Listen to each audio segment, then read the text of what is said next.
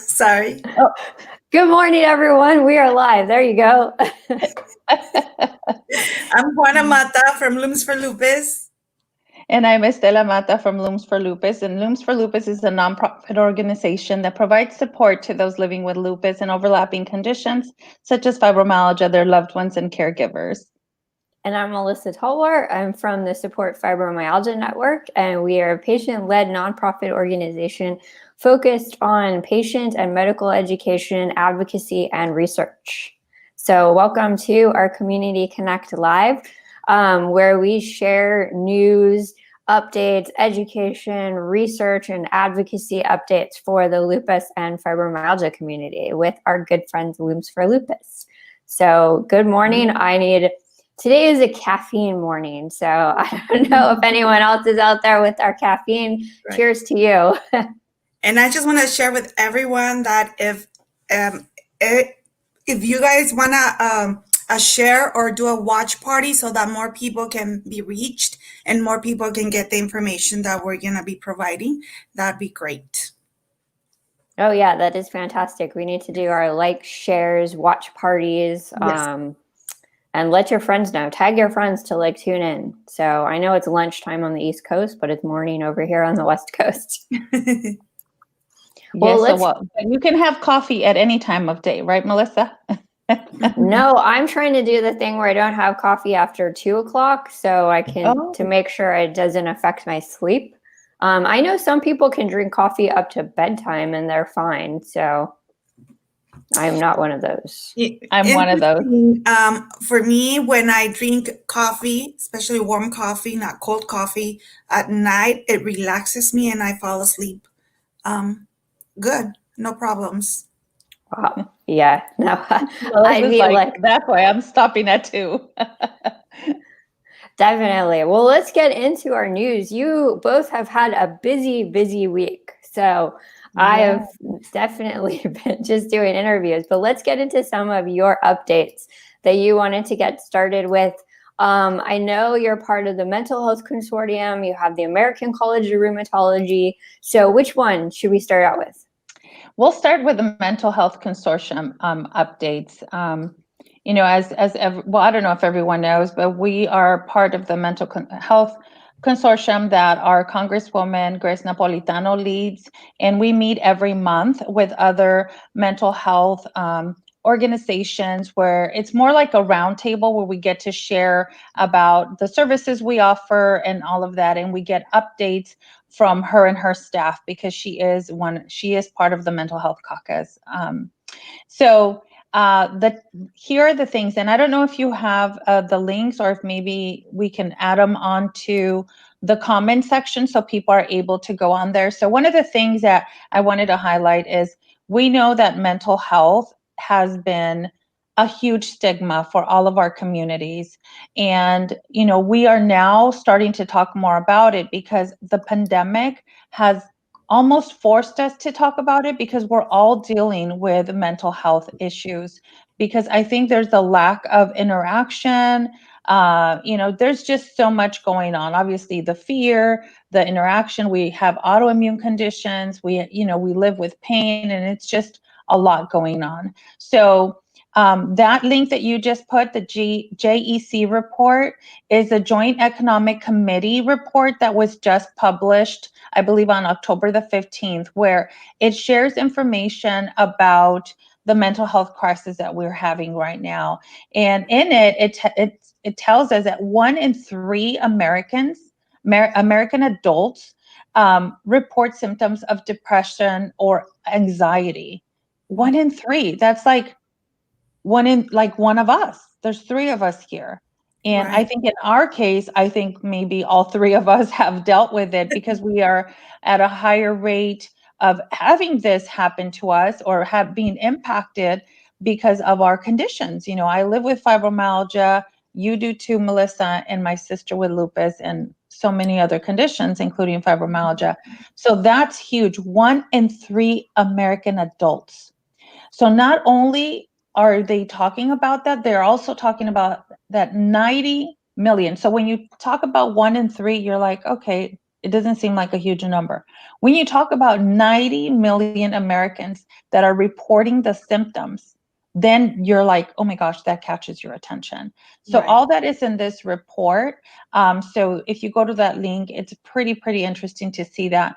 Another thing is there are two news clips that I also sent some links on, and then we'll put on here, where it kind of highlights that not only us that are living with conditions, with chronic conditions, are dealing with anxiety and depression, but guess who else? The providers that are giving us the care, the mental health specialists that are there for us are also dealing with all of this because they're human, right? We're all human.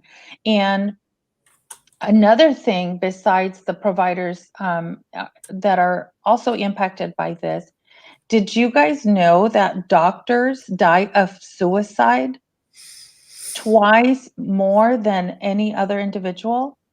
Oh. That saddened me so much. And I know in the news, and I think the article that we're going to post talks about one specific doctor that took his life, or died of suicide because during the pandemic.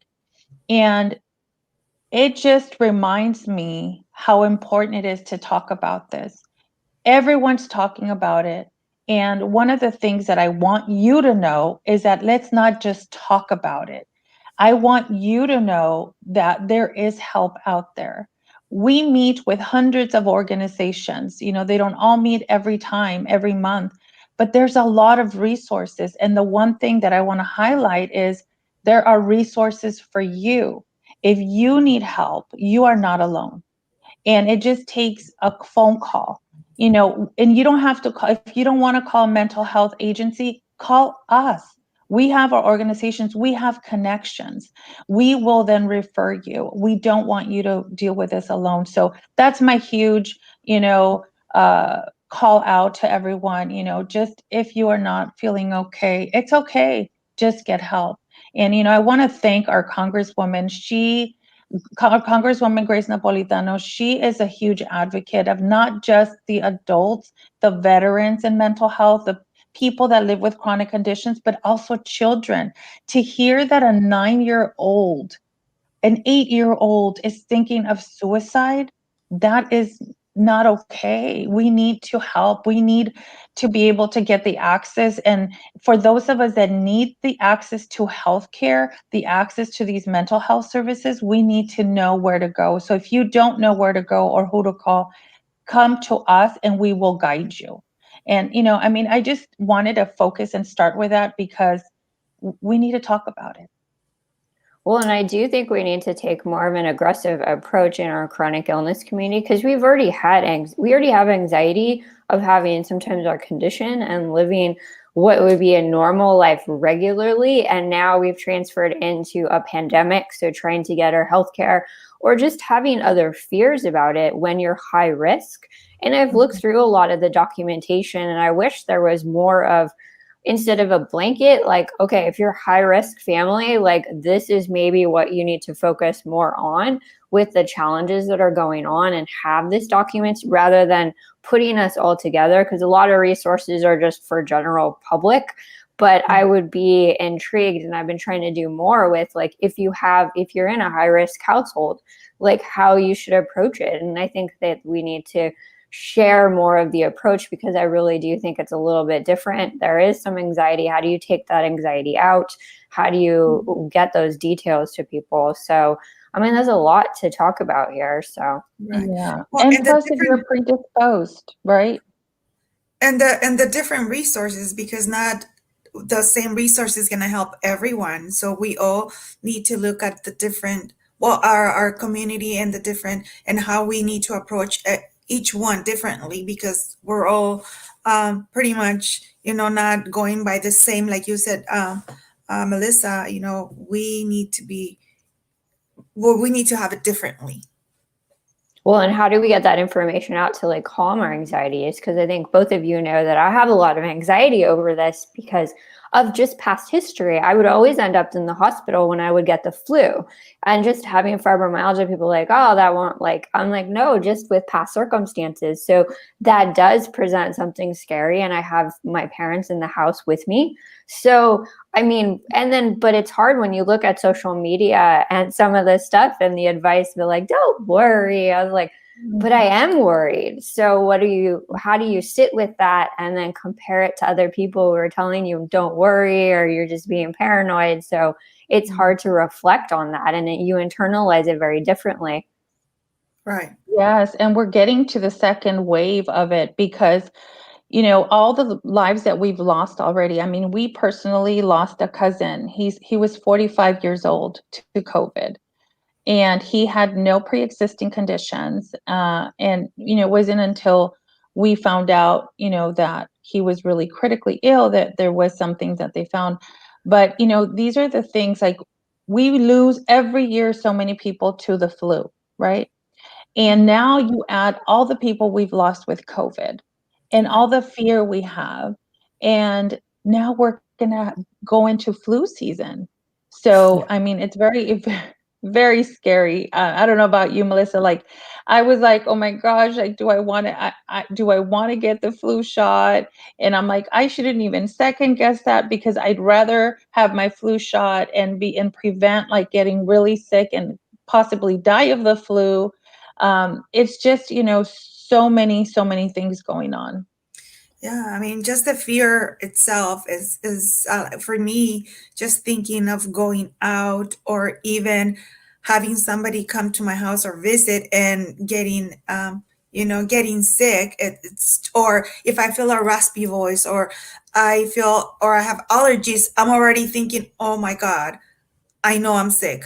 And you just get this anxiety, and it's unbelievable, with everything that's going on, how it's really affecting us in very different ways.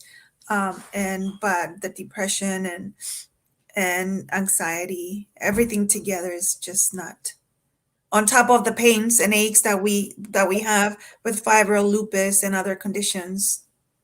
Right. Yeah. And encouraging more people to talk about it. I mean, maybe it's more like having private group chats, or changing some of the support dynamics for our community to just have these, so that people can open up a little bit. So Yes. Thank you, Wanda. Wanda says, be proactive. If you can take the flu shot, please do. Yes, that's definitely what we're doing. We actually, Kaiser had a symposium or a conference talking about how the development of vaccines are, and what is a vaccine for, and the flu shots. And I know there's always people that are like anti vaccines or anti the flu shot. And it's okay, because guess what? It's your body. You choose to do what you want to do with your body, which is an amazing thing to have our own rights, right?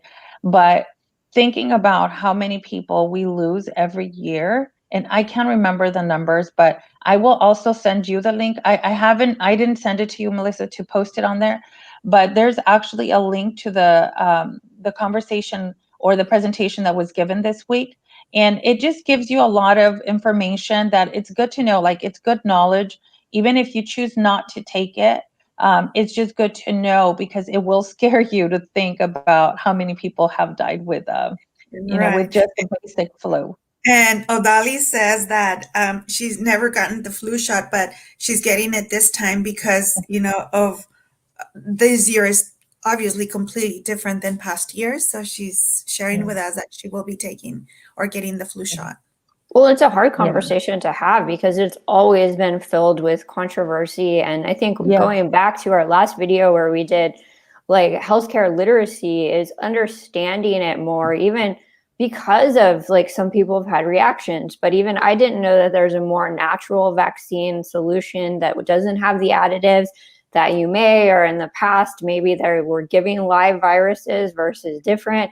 So this information is confusing. It causes a lot of, and then people just build up the immune system, which I've always questioned. If you have an autoimmune condition, how do you effectively build up your immune system against a virus? So we need to just give all this and have open, I wish we could have more open conversations, dialogue publicly. So it's definitely met with a lot of resistance. Exactly. And, and this is why we're here, because we like to provide information. And again, there are different options for you to take, but, just know that there is information out there. But yeah, definitely, I agree And with it's you, Melissa. confusing. Because Yeah. I just I think it's Donna from Fed Up with Fatigue, she has a blog where she interviews some fibromyalgia experts, and it's about vaccines. And if you go through each expert, they give a different answer. Some say sure, some say no. So I think you have to really look at the information and decide for yourself what's best for you. Exactly. Definitely. Your choices. And, but again, we'll bring you the information. You could look at it and then make your decisions. But this is a good, again, topic to talk about. And yes, health literacy is huge. You need to understand your options. And that's why it's better to understand, is the flu shot, does it have a live virus? Does it not? What is it going to, what's going to happen if I take it? What's going to happen if I don't? So these are the things that you need to prepare when you go to your doctor. But on the next note, I wanted to, I'm so excited about this next thing, the next update that I have to talk about, the American College of Rheumatology. And it is a conference where you have scientists, rheumatologists, and everyone get together to give the latest and greatest updates on oh my gosh, I just lost my train of thought, on rheumatic diseases. I couldn't think of the word. But anyway, so in this conference, it's an annual conference. It usually is in person, and it's maybe 4 days or something like this, 4 to 5 days. And we have been attending, both Juana and I, these past 2 years. And I'll tell you what's amazing about this. In the past, patients were not allowed to go to these conferences. And it's, I don't know that everyone, it's for everyone. It is pretty pricey. It's about $400 to be able to attend the conference. A lot of people that, if you're sick and you can be it's a lot of information, just too much information. But anyway, one of the highlights that I wanted to talk about is that 2 years ago, when we first went to the rheumatology conference, we saw that they started including patients. And I don't know if you guys have heard, everything's about patient-centric healthcare, everything. There's no healthcare without the patient, right? You need to provide the healthcare to someone, and the patient is the one that actually is on the end of here and should be the center point of everything. So the American College of Rheumatology included the patient's voice and the patient's perspectives posters 2 years ago. And we were there to see it. And it wasn't in the big auditorium where they have the stages and researchers talk about all the research. It wasn't in the booth section of the auditorium where they have the booths. It was in a small section, as you're walking from conference to conference. And it was a small setup with 10 posters, I think it was. And we were like, oh my gosh, this is amazing. And, there were researchers that would be, rheumatologists that would pass by. This last year, it was a lot bigger. So you had handouts of the posters. You had the patients present the posters, and it's just different perspectives. They talk about their relationship with the rheumatologist, tips and tricks, how they've lived with their condition, just sharing their story.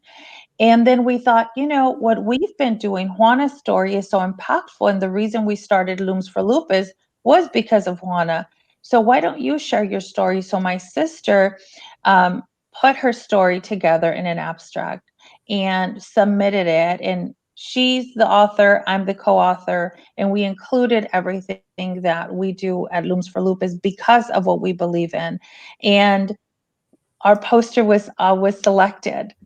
So there is an abstract. So obviously it's too expensive to go. You don't have to go. Guess what? We're going to be attending the sessions, and we are going to be providing the information for you. So you don't have to even waste your time or think of any of that. But our poster is called Knitting a Community of Hope, Supporting, Empowering, and Educating those living with lupus and overlapping conditions. and their loved ones and caregivers.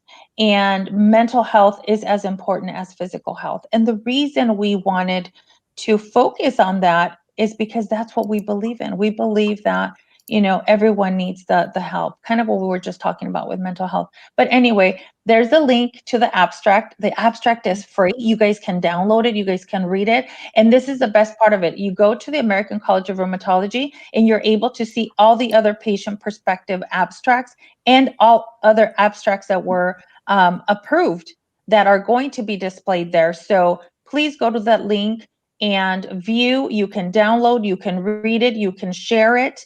It's all great information. So it's not just about, oh my gosh, our poster's going to be there. It's about, this is where you could get connected and get the free information if you are willing to go and spend some time. So that's that was my fantastic. highlight. Congrats to both of you. Thank you. I mean, this is something that we don't talk about enough, is the patient involvement in these conferences and realizing that patients can do scientific presentations and the process for it. This is really exciting. So yeah, I included the link in the comments section. We showed the link here. I made a bit.ly link for everyone, so titled it. But I mean, just looking at the title right now, Knitting a Community of Hope, supporting, empowering, and educating those living with lupus and overlapping conditions and their loved ones via in-person and virtual support groups that includes art therapy and wellness techniques is key. Mental health is as important as physical health. Perfect. Yes. So, it's pretty amazing. And Melissa, can you believe it? So it's going to be a virtual conference. If it would have been an in-person conference, we would have been on stage. When have you seen a patient delivering their patient's perspectives on stage at a rheumatology conference? Oh, Wanda just downloaded it. Thanks. Awesome. Yeah, so it's pretty amazing. I think this is the first time I publicly say it. So it's pretty amazing. And I do want to thank, in order for a patient to submit their perspectives, we need a sponsorship from a national organization, and we are not national. We're patient-led. Yes, you see us everywhere. We provide support nationally and internationally. However, our 501c3 is only here in California, as yours is too, Melissa. And because we're not a national organization, we needed a sponsor. And, Lupus and Allied Diseases Association, who we're board members of, sponsored us. So they sponsored 3 posters, and the 3 posters got accepted. So it's pretty amazing. That is fantastic. And I mean, it's great to see and great to encourage you. And I know with the hard work that you do for all the community and with the knowledge you have to share, I know there's big things ahead. So I've been pressing you on this to get it going. So this is a big step forward and a good jump into next year for the things we want to see from you. Yes, and lupus is in the radar now, which is pretty amazing. Over the past 10 years, we've seen now people are talking about it more. They're including patients next. And what we've been working with you, Melissa, is on fibromyalgia. We need to get this straightened out. We need to get the verbiage. We need to get everyone to agree on what fibromyalgia is, to recognize it as a condition, not just as something, that's symptomatic. And it's not just in our head. It has more involvement than people think and give it or talk about. And we need more research, and that's our next focus. So, tune in to everything that Melissa's doing, because we're going to be breaking down a lot of silos, and we're going to be making a change in the fibromyalgia community. So I just want to share what Odali says. She says, the patient's perspective is everything. The doctors can only help us, but only we know how we feel. Exactly.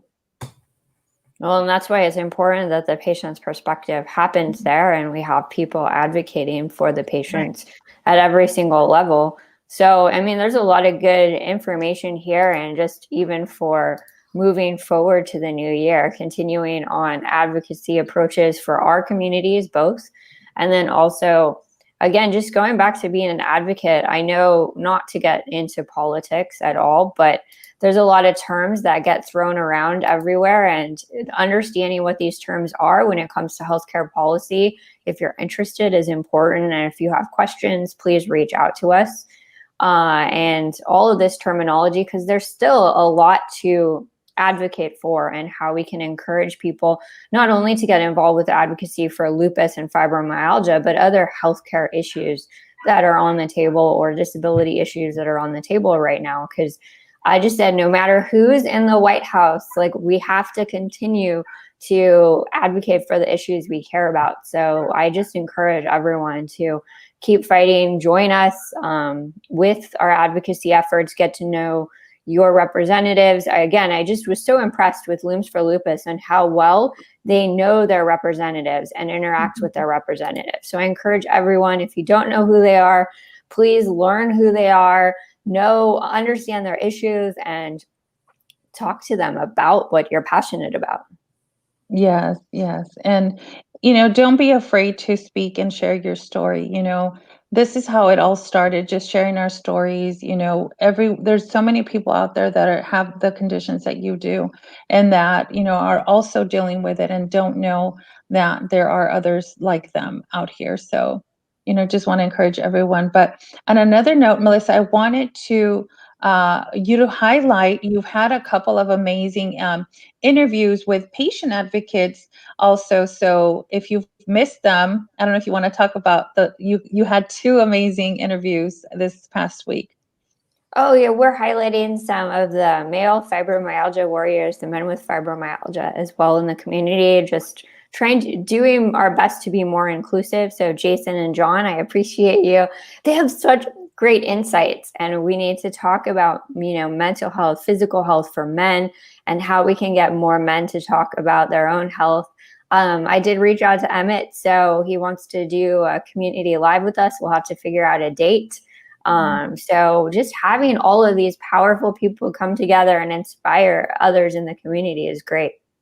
Yes, and that's what's amazing. It's a lot of us are small patient-led organizations, so we know what's needed in the community. We're in the community, and we are doing this for you. So another thing that I wanted to share is I did get a hold of Brianna from L for Lupus, and she is also going to come on hopefully one of these days. So working with other organizations and collaborating just makes us stronger. So please share with others and let us know if you're working on something in our community so we can share it. I know that, it may seem sometimes that, okay, you know what, who's listening to me, and is what I'm doing really reaching out? And yes, it is. And it's pretty amazing to see that all of us are working and collaborating together. So we're just so excited to continue working with you, Melissa, because I know you have a lot more that you're going to be working on. So please look at and follow Support Fibro, because you're going to be putting more surveys, right, in regards to what people need, and especially in the fibromyalgia community, and We're reaching looking out. ahead. Well, Yes, one thing, yes. and just including overlapping conditions and autoimmune conditions, because some of the people know out there, yes, I've been diagnosed with fibromyalgia, but I'm in betweener. So I have something autoimmune starting, but there's no full-blown diagnosis. So I can't tell the difference on what symptoms are coming from where, because I had new symptoms. So I think addressing and supporting our communities is going to be so important. And one of the things we are doing next year, finally got to do virtual, is the food security, food insecurity. How do people in food deserts, if they're living with fibromyalgia or lupus, how do they access good quality food? What's the quality of life? So going to take a look at that more. Yes, and then we also have great news. So for a lot of you in the lupus community, and also caregivers and loved ones, there is a program called Us and Lupus. And I don't know if we talked about it. There was a video that was made and that was highlighted during the Hispanic Heritage Month, where it shares Juana's story and Looms for Lupus story. But for those of you in the lupus community, if you need resources, if you need tools and just everything that we talk about, whether it's support, financial guidance, how to prepare for your doctor's visits, all the toolkits that we talk about, all these tools, and everything is, and we were talking about health literacy, everything on this website, on the Us and Lupus website, is in terms that we know and understand, Melissa. And that is huge. We need to know and understand these terms. So if you guys go to usandlupus.com, you guys will find they revamped the website. It has amazing information, amazing tools. So I wanted to highlight that. And I don't know if we could type it in the Us and Lupus website on the link. So we could do it after if we can't do it right now. Do you have the link for Juana's story? I think it was was it ever published to YouTube? I know I saw it on Facebook as a native video. I don't think it was on YouTube. It was in the Us and Lupus Facebook page. We shared it, but I want to say that there is a link to the video, but I think the only link is to Facebook. Okay, so we'll be sure to add, at least on Facebook, the direct link to the video. Yeah, so it'll be good. But yeah, those are both had a couple of videos, because there was a longer video too, including all of you. So yeah, that was the one with Us in Lupus, and then there was another one with Lupus Research Alliance. Okay. Yeah. Focusing. Yeah, we definitely have to get those links shared and share them over and over again to the community. So we'll share it, and then everyone out there, please share the information. And just Looms for Lupus is doing great work, and in the art therapy and support group world. So we're definitely going to highlight them quite a bit. Yes. Well, and Melissa, just encouraging you're doing so much. It's so funny. You're always saying we do so. You are always doing so much for the fibromyalgia community and for the lupus community and overlapping conditions. I mean, just this, putting this together, this community live was, Melissa's idea, and her pushing us to talk about all of these things in a way to bring it together on Twitter and Facebook. She's like the nerdy nerd of the group, and we're able to share all this with you because of Melissa. So Melissa, you do so much. You just don't get credit for it, and you don't talk about it, but I have to thank you again for everything. I'm here. This is to help people find wellness and get the support they need, because I just don't want people to go through anything that I went through or feel alone and just feel hopeless in this journey. So I know that your group provides a lot of hope, and there's great advocates out there. So how do we build off of that and really dive into this community so people can actually get the resources they need? They're not running in circles. And I'm seeing that across the board with different groups. I mean, we can share this knowledge, and I'm happy to share. I mean, I talk about functional medicine and all these nerdy topics. So if anything helps people in the long run, that's what matters to me. Right. Yes, because Melissa is a certified functional medicine health coach. So we want you to also, let us know how we can help you, or how, I don't know, maybe have a consult with Melissa. She has a lot of knowledge and a lot of, just a lot to offer. You just do. Thank you. Amazing. I appreciate you both completely. So we're definitely going to be diving into the science eventually with videos. I'm just trying to get my hair purple again without looking like covering my purple face. So I know we have a couple of the videos up. We're going to have a couple of the do-it-yourself at home facials that Juana, some videos that she created. So we're going to be posting those this weekend. Remember, we have a YouTube channel now, and I think we had a conference this last weekend with I Am Royal Love, and it went amazing. And one of the things that we realized is that there are a lot of things that we can share through those videos. So we want to be able to share those videos. So follow Support Fibro on YouTube and Looms for Lupus. And, it's just a great way for you to connect when you're, doing nothing at home and just want to watch a video. Oh, I know. I think I was catching part of the Instagram live on the conference and stuff. So, I mean, it's good for us to learn, I mean, how to do skincare, and just all kinds of tips. So I'm learning from all of you. And all natural. Yes. With the skin sensitivities and those that we manage, it's nice to know what other people are doing. So yeah, see, we were all tuned into the facial video. Yeah, Thank Odalis you, just said darling. that she saw the facial video and Juana was awesome. I know. I was like, she uses a lot of rosemary and rosemary is so good. And I have my nose, like I can smell everything. And sometimes it's good, sometimes it's not. But rosemary, for one reason, you can give me any herb, any spice, I'm good with it. But rosemary, I can't stand it. And Oh, that's the product that we use the most. And I am like, oh my gosh. well, I'll have to remember that when you come and visit, because I've strategically put a lot of rosemary through the garden with sage and all that, but we have like rosemary didn't require a lot of maintenance. So it's really grown. There's about 5 different rosemary plants that I've grown in the garden. So No, I'm Well, okay with it. I'm getting used to it. I'm you spraying don't my have to scalp cook with with it it. only. You can use it for your hair, for your skincare. Even you can even drink it, and it has a lot of good properties. Of course, with a advice with your doctor, or making sure that you talk to your doctor, because it can affect some people. So it's always, I mean, if you're gonna drink it, make sure that you consult with your doctor. But as Yeah. far as for the face, for the hair, I mean, there's a lot of great uses.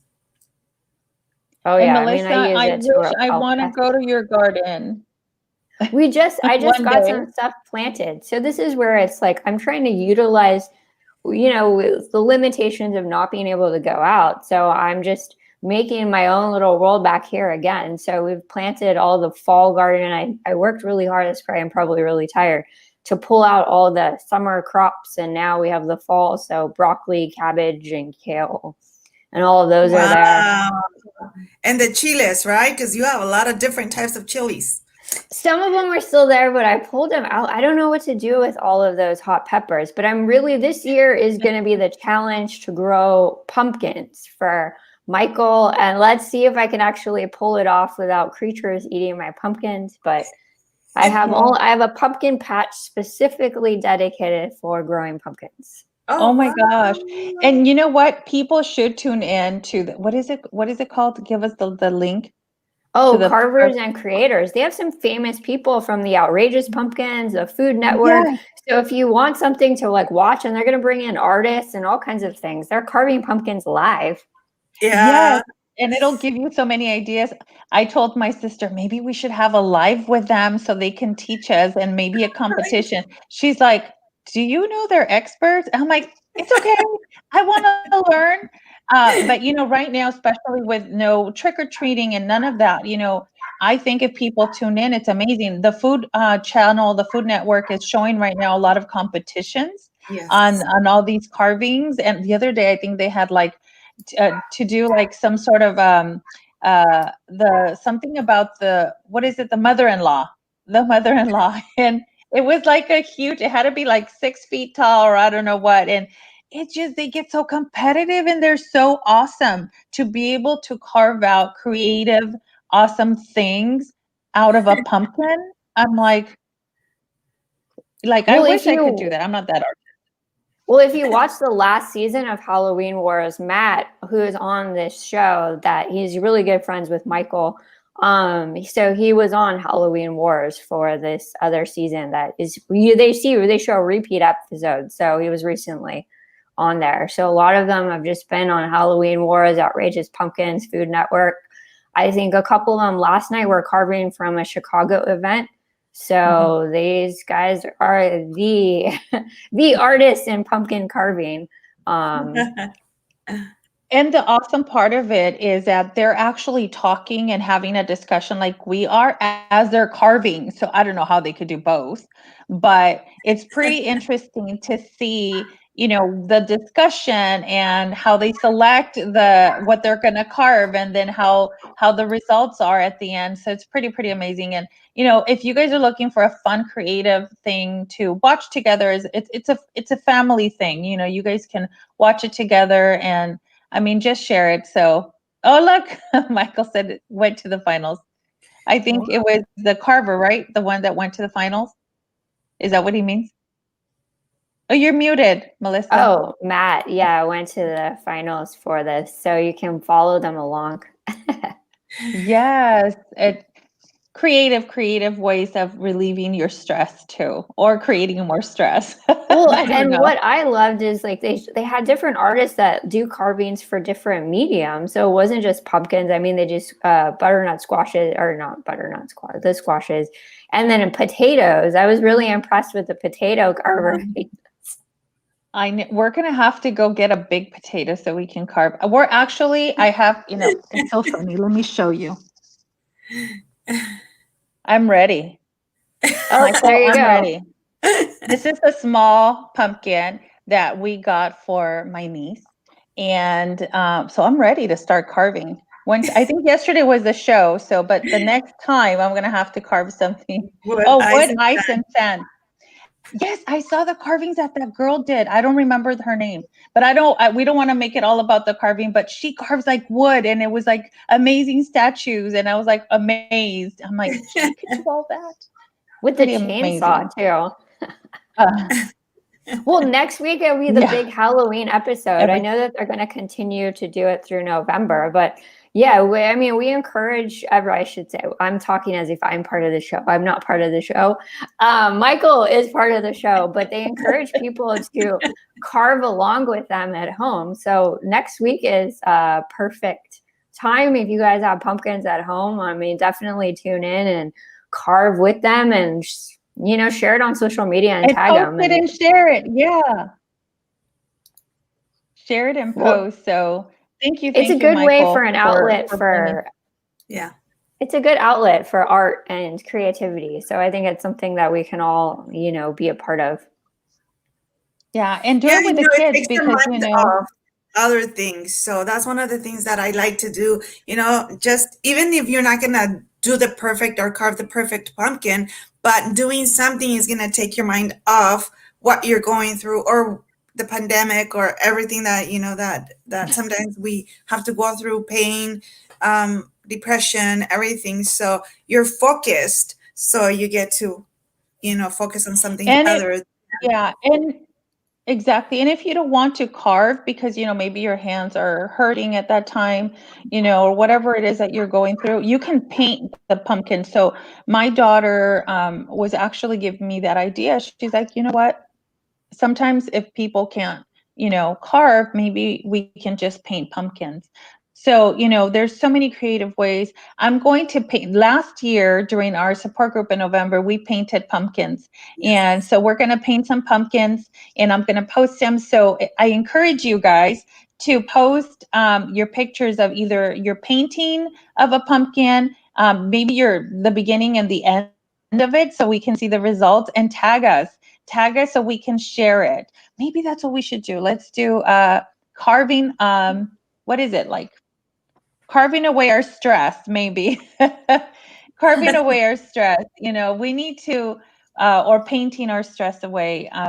Just share it with us. We want to encourage you to do some sort of activity, relieve that stress, and get your mind off everything that's been going on. Just for a little bit. Well, then next Friday you can share your designs with everyone. So. We will. When is Halloween? I'll have to look up when. I forget what day Halloween is. The 31st. Well, I know that, but what day does it fall? Saturday, I think. Saturday. Sorry, Melissa. I heard you, but I didn't hear you. So on Friday, you can share with us. So be ready to share on Friday with us your wonderful creations. We're going to paint them this weekend, so we will have them ready for Friday. Perfect. I'll show you guys, and I'll be posting them as well. But that's all I have for today. Well, thank you. I mean, that's our updates for this week. Continue to please like and share and connect with both of our organizations, and we will be back next week with you at the same time. So thank you, everyone. Thank Thank you. you.